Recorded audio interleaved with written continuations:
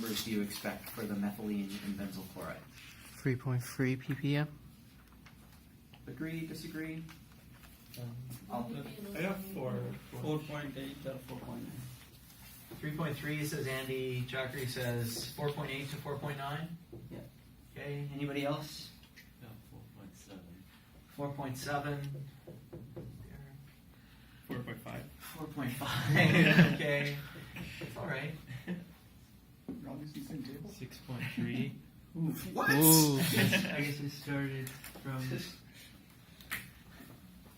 did you count? Let me. Oh, subtract hydrogen. Yeah, he No, didn't separate. I didn't subtract. There you Let go. me just editorialize here. That one's wrong. Sorry. Okay, so let's He just. didn't subtract that. Okay, so again, a regular CH2 is going to be about 1.4 parts per million, right? We could look up either of these as kind of our base, but a CH2 next to a phenyl, depending on which kind of table you look at, the table out of the book, I think, will tell you that it's 2.7 parts per million, and so we therefore might say that the addition of the phenyl group is worth 1.3 parts per million. I think that's what you maybe didn't pull away. I started at 2.7, added the 3.6. Aha! But you could go the other way. So if CH2 next to a chlorine is worth 3.6, right? The chlorine here has not added 3.6. Yeah. The chlorine has added 3.6 minus 1.4. Yeah. So is sort of added about 2 parts per million for the chlorine. Okay. Either way you do this, whether you add sort of 2.7 plus 2 or you add 3.6 plus 1.3, you're going to get to somewhere around this value of about 4.9 or 5 parts per million. Okay. And the norm, I think, was in there somewhere, the mean. Okay, so the actual number, if you take some benzyl chloride out of the stock room and you put it in deuterated chloroform and you run an NMR, you get a value of 4.56 parts per million in chloroform. So not so far off, but we've picked high. And if you notice in the previous example, we also picked high. So here's a question. How come when we do this, we always pick high?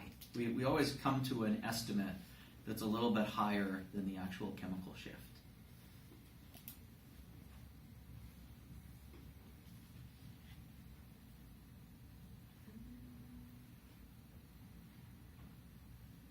The base values are approximations. No, everything's an approximation, but you'd think that the approximations would get you to sort of about the right number. But in fact, if the more functional groups you have, I'll give you a hint. The more functional groups you have when you use this simplistic additivity method, the more you're going to be higher than the actual chemical shift in your estimate. Why would that be? It means we're more shielded than we actually think we are, right? Or less deshielded? Okay, yeah.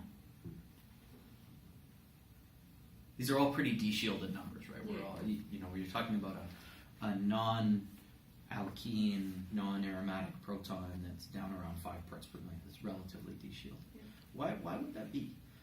Yeah? One, the reason why I think that we're overestimating is because we're breaking it down into the single components. Yeah? So if all the electrons were deshielded by the other functional groups as opposed to summating them, Yeah? so it's that kind of synergistic thing. Yeah, that's pretty good. So basically, these are when you take a CH2, and let's say you've got another methyl group over there, and you add a chlorine. That chlorine is deshielding, right? If you take a CH2 and you add a benzene ring, the effect is that it's deshielding. We're going to talk about exactly how pi systems are deshielding because it's a little bit more complicated than that. But effectively, it's deshielding. But if you take a CH2 and you add both a chlorine and a benzene ring, there's only so much electron density to go around, right? And so you can't deshield. The chlorine can't deshield here quite as much as it can here because the benzene ring has already deshielded part of it. Okay, and so these types of simple additivity calculations are always going to overestimate the chemical shift for situations where you have several functional groups. Instead of one, you have 2 or 3 functional groups present. You're always going to be overestimating the chemical shift because they're not really additive.